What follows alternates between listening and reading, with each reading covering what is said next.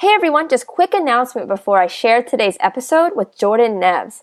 Jordan is doing some amazing work and I'm excited for him to get to share his story and everything that he's working on. But just want to take a minute to share the release of my first children's book of my Healthy Children's Book series called Maddox's Trip to the Chiropractor. It's a cute book with bright pictures that follows a toddler on her trip to the chiropractor. It shows her excitement and how she knows that it impacts her health in a positive way. And each purchase of the book will be supporting a project that I started called the Unlock Wellness Project. For each purchase of the book, we will be donating a wellness bag to a child in need.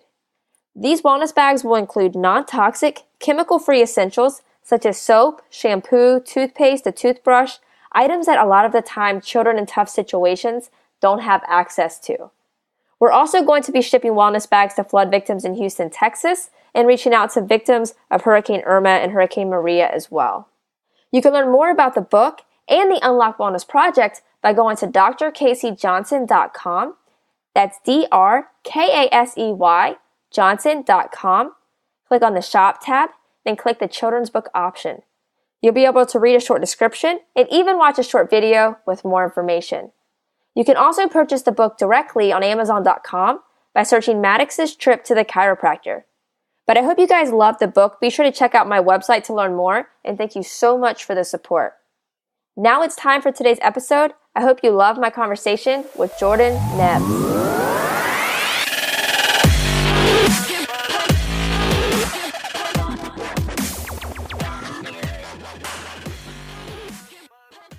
Welcome to the Unlock Wellness Podcast. I'm Dr. Casey and excited for today's guest. I'm here with Jordan Neves, and Jordan is a vegan powerlifter. He's a world traveler and a YouTuber, and he's putting out some amazing content out there, and I'm just excited for him to get to share his story for you guys. So, Jordan, thank you so much for taking time to come on. I'm excited to have you. Thank you for having me. I'm super duper excited to be here. Awesome. Yeah, so let's just jump into it. I know you're in New York right now, and just jump into where you're from and just your backstory a little bit and just where your whole journey began for you to the point that you're at right now. Okay, so let's start, I guess, at the beginning. So I was born in New Jersey, and at the age of 2, I actually moved up to New York to a very little small community where there was like a Waldorf school, but I was homeschooled all the way up until high school.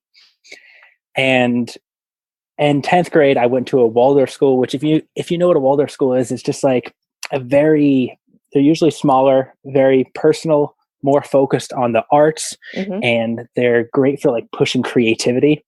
So for 10th and 11th grade, I went to a Waldorf school. And then at the end of 11th grade, I was like, I don't know, I'm not really feeling high school anymore. I want to go to college. So I was like, you know what? I'm going to drop out of high school and go to college early. So that's what I did as a senior. And this is all around the same time I was getting more into health and fitness and getting my feet in the water, so to speak, with like powerlifting and starting to learn about veganism and that whole journey. That's cool. Do you think because where you were homeschooled and just like trying to find like more individual sport that you could just do like just on your own, do you think that kind of led you to like the powerlifting world? Definitely, because I've always been kind of a personally motivated person. Like I like kind of running my own thing. Even when I grew up playing soccer, I would always kind of take over the team, even be a captain when that wasn't my role. I played goalie a lot, and especially in high school, goalies are kind of in charge of the team indirectly. And I always was in charge, and I started going. I was like, maybe I play college soccer. And then I started lifting, and I was like, this is kind of a place where I can do my own thing and not have to rely on anybody else and can be solely independent. And that really clicked with me. And I was like, wow, and I can go off my own schedule. I don't need to show up to a game. I don't need to rely on anybody else to do good. It's all like one versus one. And that I really enjoy that type of competition, so to speak, I guess. Yeah, that's cool. And whenever you were, you're going to that, like for whenever you went for the school that was more like for on the creative side, was that because of your interest in like film and that type of thing? Or like what type of like art were you trying to, get more into there? So it's a funny story because I actually went to that school because it was like, I had that option or go to a public school. And my parents are not very pro public school. Mm-hmm. So that really was never a total option. I guess at that point it would have been an option if I was like, Mom, I'm going to a public school and there's nothing you can do about it. But I also didn't have the biggest interest in doing that. And at this point, I had kind of been playing some sports with the school. I had some friends there. I was like, I'm just going to go here. And I was already decent at like some creative writing and things like that. And at that point, I had no interest whatsoever in being a videographer or doing photography. Nothing like that did not come across, like that did not become part of my interest and vision up until within like the last 2-ish years. But that definitely, like that school definitely helps because it really pushed like creativity and being very diverse and unique, which in everything I do now, that's such a huge role, especially being like a content creator, even an Instagrammer. It's all about being creative and unique, in my opinion.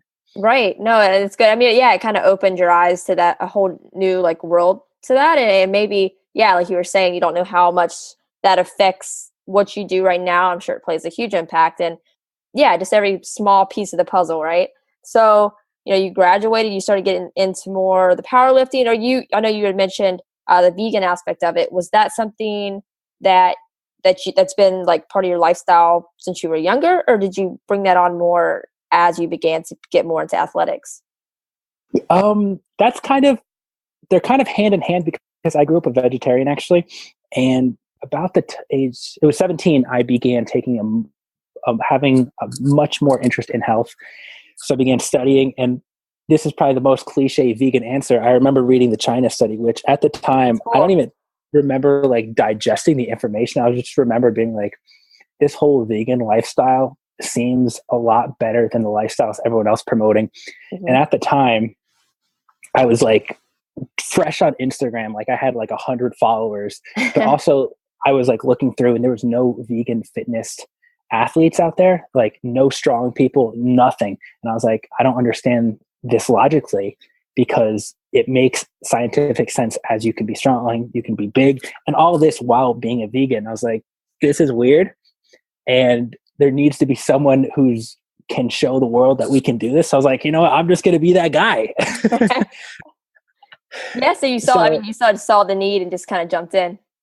Yeah. And like, it came very naturally for me. And it's just a huge passion of mine. And like, I always believe that your actions are so much more powerful than the words you say. And like, if you can align your actions with your words, then like you have such a strong message. And for me, I could just sit there and be like, oh, you can be strong by being a vegan. But if I'm not actually strong, if I cannot play that role, then I feel like my words have no credibility behind them. So right.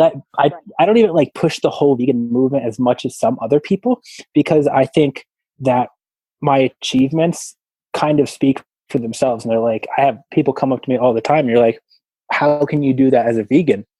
They're like, it doesn't make sense. And I'm just like, why doesn't this make sense? Right. Let me walk you through it. Right. No, I mean, it's important, to have that kind of walk the walk, because it's, I was talking to somebody that came on the podcast that was a trainer, and it was basically like, if you're a 400-pound personal trainer and you're trying to like coach somebody how to get a 6-pack, like you lose all credibility. So it's important to, like, if you're going to live the lifestyle and you're going to promote it, you have to really walk the walk and just lead by example. Yeah. Especially in that industry. It's so like, nobody's going to go, like, if you're a personal trainer, you're overweight, nobody's going to rock with you. You might know everything in the world. It's just, right. It's one of the, like, those industry things. It's kind of weird, but I totally understand it, Yeah. Totally. Yeah. And it's, so you're talking about you're a vegetarian. Was that something that your family was also a vegetarian, or you just decided that on your own? My mom had always kind of just, it was like one of the unwritten rules of the house. Like that was just kind of how we grew up and were raised. It wasn't like, oh, don't eat meat. It just wasn't really a thing for us. And like, it's hard to explain, but that's kind of how it was. Right. I mean, yeah. I mean, if it's not around, you're not going to eat it. That's with like, food, if there's not junk food around, you don't eat it. I get it. Yeah. And like, I grew up, like right now I live on 60 acres, and like, we've always had, from a young age, we had like cows and chickens in our backyard. And so I have like a very different perspective than a lot of like the vegan activists out there, because it's all about killing animals. I totally respect it and understand it, but I also come from a place where I was milking a cow in my backyard, and like cows were in our yard, and like we were hanging out with them. We had chickens in our backyard. So it's a totally different perspective that not a lot of people have, and I think a lot of people don't even like have never even hung out with a cow before. You know. Well, that's it's interesting that you grew up on a farm. Do you think because of that aspect as well that it lets you connect with the China study even more? Because he definitely actually yes, and like I remember reading that, and I was like, okay, I totally can relate to this. Yeah. Actually, yeah, then that's cool. Because yeah, because if you haven't read the book, The China Study, or listened to the audio book, Dr. Colin Campbell, he was actually a dairy farmer, and then he started researching just different things that could turn cancer genes on and off, and started getting more into the nutrition. And then before you know it, and he found all of this research, he decided to go vegan, which was pretty crazy considering he's from a family that is just full of farmers and full of dairy farmers, right? Is that correct? Yes, exactly. Okay, cool. Yeah, cool. So so definitely check it out if you haven't checked out that book. But yeah, that's cool that you can relate to it like that. Absolutely, and that's like one of the founding books of veganism, in my opinion, like for the movement. That's no, it's amazing. It's amazing. I mean, between that and all of the documentaries, it's just the amount of information right now is just awesome. And like I was saying before, that people will be like, oh, how can you do this while being vegan? That kind of like segues into the biggest thing out there is just a lack of information. Like that's the biggest issue. Like people just don't question anything and don't bother to try new things. Yeah. Well, and the thing is, there's so, especially with the internet, it's a blessing and a curse, right? I mean, you have so much amazing information out there now, but there's also so much bad information out there now. So it's like filtering out the good and the bad, and then just finding good resources that actually know what they're talking about. Like, like your information that you're putting out. It's just, it's just finding the right resources to learn from. Yeah. And I think people get overwhelmed by it all, because now with the internet, you can prove anything you want to prove. If I want to prove that a strictly potato diet is the way to go, I'm sure I can find some study that backs it up. Right. Absolutely. No, for sure. So, so just to jump back into your story a little bit. So, so you started doing more powerlifting, and obviously you're embracing just the vegan lifestyle. So what was kind of like the next steps for you from there?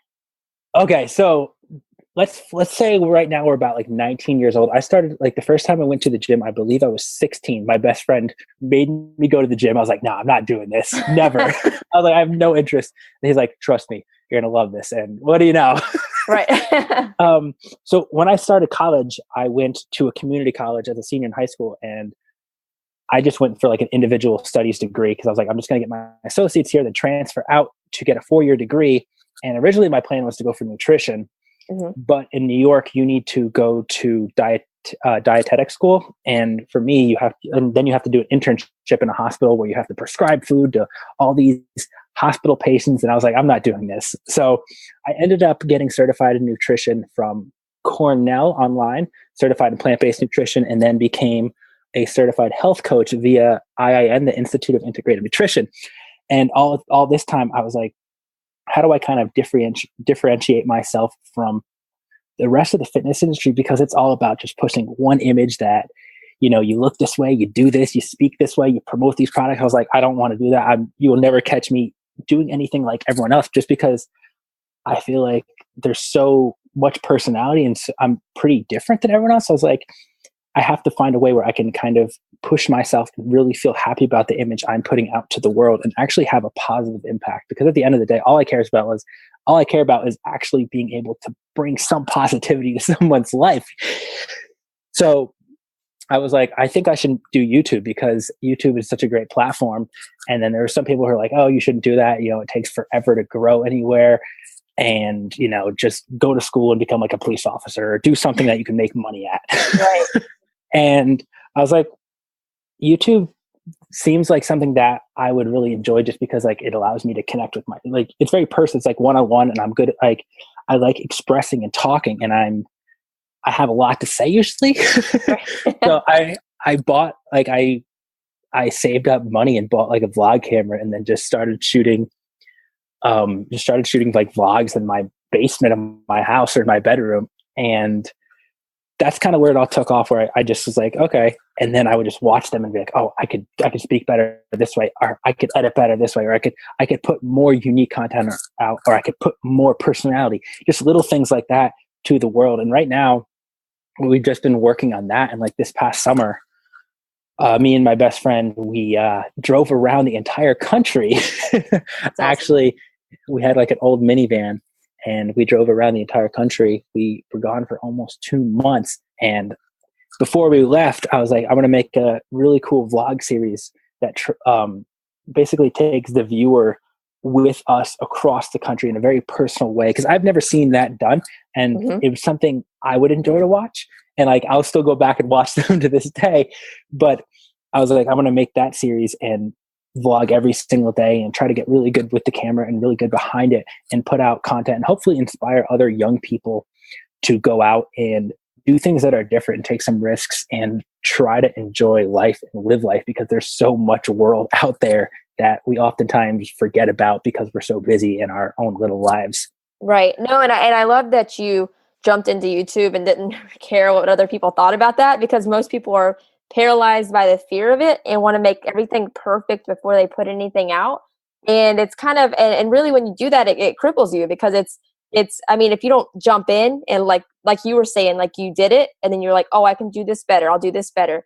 And by that time, you know, as you improve, you already have, you know, all of these episodes out, when the person that's trying to put something out perfect doesn't have one thing out. So it's like, it's just taking action and like just improving each time. And like, no, I really respect that a lot, because I mean, with the podcast, that's exactly, you know, what I did. I just jumped in, and I know if you listen to each one and you improve upon each time, and just it's cool just to see the whole process of that. So yeah, and I think as a creative, you're your own biggest critic most of the time. Yeah. So you can pick up where you need to improve on. It's like for me, like I will like watch things back, and everyone's like, "Oh, you should talk less with your hands," and I'm like, I already know that, but I'm just working on doing it.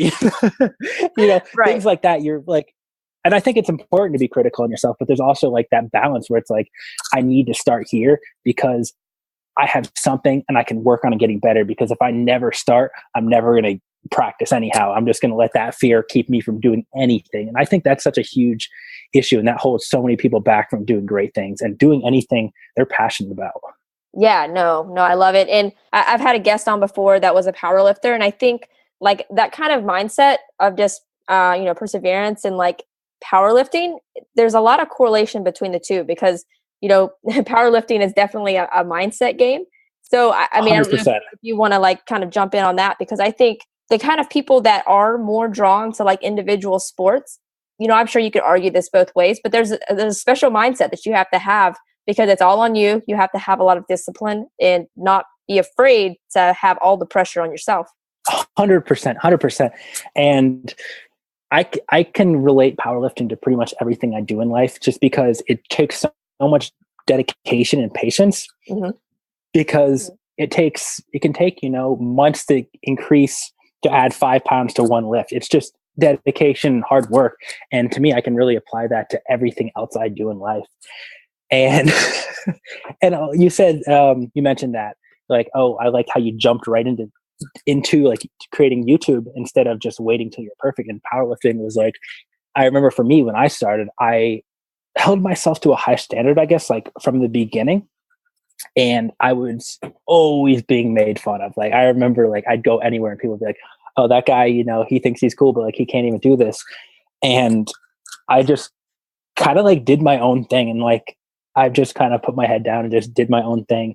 And now it's like, as I keep progressing, those people who used to laugh would always try to like come back around and be like, oh, I like what you're doing. How do you do it like that? You know, look for advice, because they finally see you kept working at it and kept improving instead of like letting that criticism bring you down. And that's one thing that scares me, is like quitting on something because people aren't accepting of it. And like, I don't like, so many people care so much about the opinion of others out there that it holds them back so much. Right.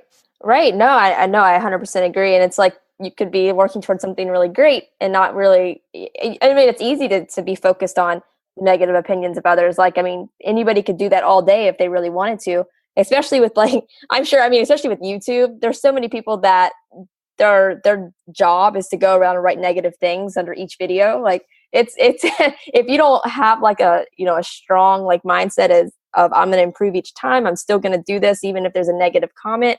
It's super important to just be ready for. Yeah, and like a great segue about that was I remember like back when I was just getting my feet off the ground with YouTube, I made one video which is like pretty personal. I've always tried to be very transparent with YouTube because I feel like that allows people to relate to it more. And I made a video, and some people who I thought were my friends, like I saw like on Twitter, actually like took screenshots of it and like were like captioning it, like making fun of me. And I don't think they ever knew I saw it. And I was like, wow, that's kind of sad that people don't have anything else to do with their life and will belittle people who actually are trying to like, you know, move forward with their life. And the video was literally the sole purpose of trying to help people. And it, like, it's like, wow, these people, it's kind of silly to me. I was like, I'm never going to like let that stuff ever get to me anymore, because I mostly actually feel bad for the people doing that, because clearly they have issues that they're struggling with themselves, and this is how they make themselves feel better about it. And that's always kind of how I looked at like the negative naysayers and the people putting out negative energy towards you or towards me. Just come from a place of empathy of, you know, you don't know what they're going through, but it's like, just never coming back with more negativity. No, I agree. And it's like, if you're looking for critics, like you can find critics wherever you go. And it's like, there's no point of focusing on them, because like then that'll attract even more. And soon enough, you're gonna be like, wow, I'm so bad at this. I might as well just, you know, give up on this. Right. No. So I love the positivity, and I love everything you're doing. And, you know, with the filmmaking aspect of it, how was that process for you? Did you find that once you started doing it, it became kind of natural, or have you had to really like research the process of that? Being on camera came very naturally for some reason. I think just because like I have a lot of energy, and like I like talking, and I like putting out things that people can connect with. But like the editing and the whole content creating, where it's like very visually pleasing, that definitely to me came a little bit harder, because I don't consider myself to be like an artistic person. I remember all throughout high school and like all my years, I cannot draw to save my life. Like I am the worst artist. And I kind of let that hinder me a little bit, because I was always like, oh, I'm not actually that creative.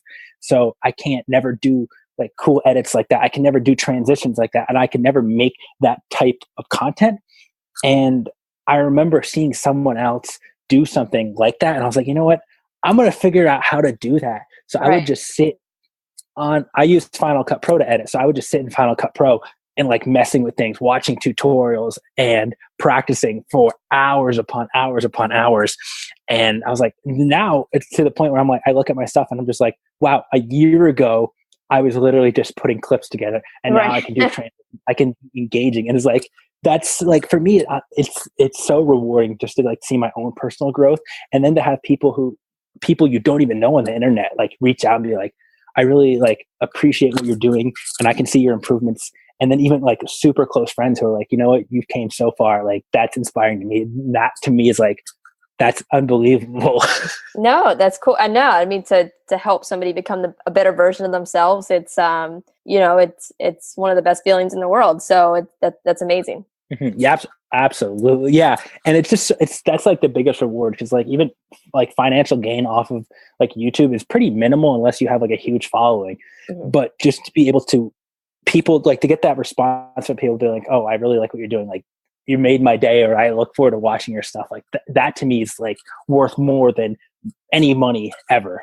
Yeah. And it also, it just helps kind of confirm what you're doing, because it means you're on the right path as well. So it's just, I mean, you can imagine like, you know, what it'll look like 5-10 years down the road. I mean, how much better you'll get and how much more positive response you get. It's really reassuring that you're doing the right thing and you're on the right path and you have that momentum. So it's cool, and it's super important. Yes, so much, because just last week I started a new YouTube series called Humble Beast, and that's documenting my journey to a 1,500-pound powerlifting total. And I got like the first episode, I spent a lot of time on creating and trying to make it very engaging and just something that's never seen, and like explaining things and going in depth and showing a lot of me and being as transparent as possible. And I got such a positive response from that. And I was like blown away. Like, I was like, this is crazy. I remember just a year ago, I would be like so happy if I hit like 5 views on a video. And but I spent, 5 hours. That's cool. And just to see like little growth like that to me is like, there's something, I'm doing something right, Right. No, I love it. And how big of, you were talking about the trip that you took around the country, like, how do you feel like that's impacted your mindset as well? And just with your kind of like your mindset of where your future is going, because I know when you take trips like that and you're traveling, you're able to kind of, work through some of your plans, and it just, it changes stuff. So how did that impact you? That was probably the most like life-changing event of my life up until this point, because I had never really traveled. I had never been further west than Ohio before that. And the first night of the trip, we stayed in Ohio. So after that, I was in new places every single day. And from like a young age, I think it was like 14 or 15, I was like, I want to go to California. And like, we stayed in California for 2 weeks. So, awesome. But it really broadened my perspective. And also, we did it off of extremely little money. I left home with $800 to my name with it. And that, like, we were supposed to get like we took some really big risks to make it happen. And I just kind of trusted in it. I was like, somehow it's going to work out. And like, I'm right. One of those people who believe that if you do good with good intention, somehow things will work out for the better. Absolutely. And like, it was kind of a risk, but it really taught me that you have to take the risk. You have to jump, take the jump, take the leap of faith that everything is going to work out all right. Because the only thing you have to lose is like the worst thing that could have happened to us was we would have had to like call somebody, be like, we're totally out of money. Can you help us out? Right, that's the worst scenario. And like, there's no shame in that, because already we were, in some random state that we've never been into. So we've already gained so much. And it really taught me this, how big the world is, and just like how much is really out there, and also how amazing people are, and like how much they want to connect with you. So we would drive to random cities, and we would go into places, and we'd be like, what should we do in Moose, Wyoming? What is there to do here? Like, how do I live like a local here?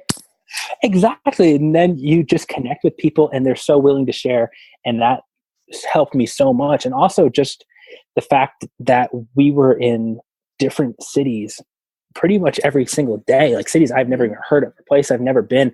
And nowadays, going anywhere is like, there's no worries about it. I know, like, before, going to Boston for me, I'm like 2.5, 3 hours away from Boston.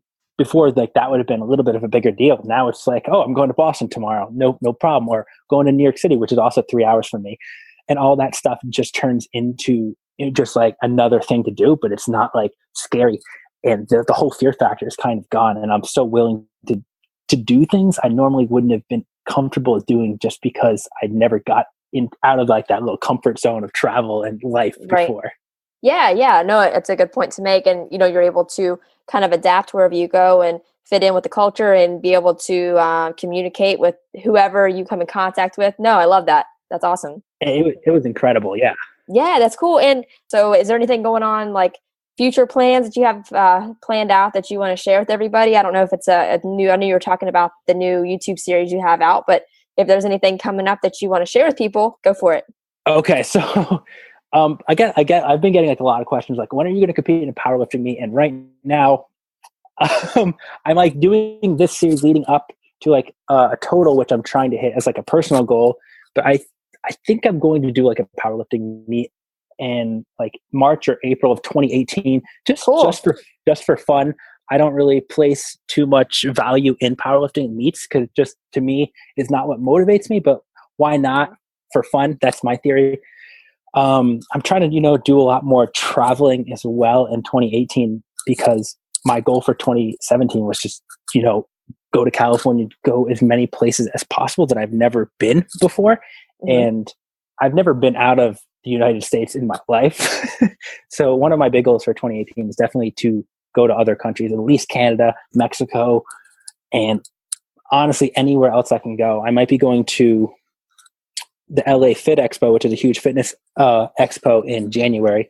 That's cool. Of 2018. So I'm trying to do that and hopefully meet up with some other vegan vloggers and YouTubers and Instagrammers and connect with them, and also do a lot more of that. I really enjoy doing travel vlogs as well because I get like a great response, and also it allows me to share what I'm doing with people, and like it's like a first time experience for me, and I'm able to like try to convey that over to other people.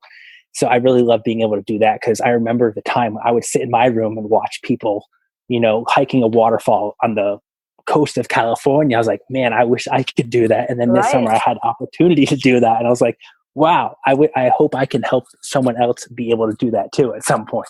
Yeah, no, that's awesome. I love that. And yeah, I don't know if you like follow like Gary Vaynerchuk at all or anything about that, but he's really big into the whole concept of documenting, not creating. So the cool thing with like a travel vlog is, you're just documenting literally your whole experience, and then other people can learn from that experience and just, gain just whatever they need to gain, whether it's the courage to go travel or just, learn from you nutrition wise on how they can implement that while they travel or with lifting. So it's cool that you're able to share those experiences and help encourage people however they need the encouragement. Yes, and I try to be pretty objective, so it allows people to take away whatever they want. I believe in like the whole idea of like not forcing anything. I'm just like, this is me. This is how I live. Hopefully, Right. if you take something positive away from it, like that, then my mission is complete essentially. That's cool. Yeah, and Jordan, what is the best way for people to follow you on social media? That way they can keep up with everything that you're up to, your trips, your vlogs, and all of that. My two biggest social medias would be Instagram and YouTube. My Instagram is Jordan_Neves, and that is JORDAN_NEVES. That's on Instagram, and YouTube is just Jordan Neves. My last name is Neves. I know a lot of people like struggle with spelling that in the pronunciation, but those are where I'm at. I'm very active on both of them. Cool. And then Jordan, just a closing question that I ask every guest that comes on. But if you just had one piece of advice for the audience, maybe it was something that was your biggest takeaway along your wellness path so far. But if you just had one piece of advice to give, what would it be? Okay. I'm going to think for 1 second because I have so much. The one thing I wish I knew at 15 was to have the courage to be your own person and to go out there and do the things that you dream of doing. Like that's super cliche, super corny, but super true. It's super true. And like, most of those super corny sayings are actually super true when you place them in real life scenarios. But that's it. Like, go out there and reach for what you want to happen in real life, and like, don't ever worry about the people like laughing at you, because there'll be some point where they wish they did what they wanted to do because they'll see you doing what you're happy. And happiness should be the goal every single day. Absolutely. No, I love that. That's perfect, Jordan. And just thank you so much for taking time to come on. I'm excited that you had time to come on, and I'm just excited to watch everything that you put out there and just watch along your journey. Absolutely. Thank you so much for having me. This was a blast. Thank you guys so much for tuning in to today's episode. I hope you loved my conversation with Jordan. His story is extremely inspiring, and he's doing such positive work. So I'm excited for you guys to follow him on social media to keep up with everything that he's doing. You can find the social media links that we talked about in the episode in the show notes, but you can also find them on my website as well at drkaseyjohnson.com. That's DRKASEY Johnson.com. Click on the Listen tab. Then from there, you'll be able to see all of the past guests that have come on the Unlock Wellness podcast, read a little bit about each guest, and be able to click on their social media links, their websites, all of that. So all of Jordan's information can be found on my website as well. If you guys loved today's episode with Jordan, be sure to jump onto iTunes, subscribe, and write a review. It really helps me out a lot, and I really appreciate all of the feedback and support. And like I spoke about in the intro, also be sure to check out my first children's book of my Healthy Children's Book series called Maddox's Trip to the Chiropractor. Each purchase of the book supports the Unlock Wellness Project, which applies a wellness bag to a child in need for each book purchased. You can learn more about the book and the Unlock Wellness Project on my website as well at drcaseyjohnson.com. Click on the Shop tab, then choose the children's book option. You'll be able to read a short description and even watch a short video to learn more. If you do purchase the book, be sure to share it on social media using the hashtag UWProject. I'll repost it and give you a shout out on the podcast.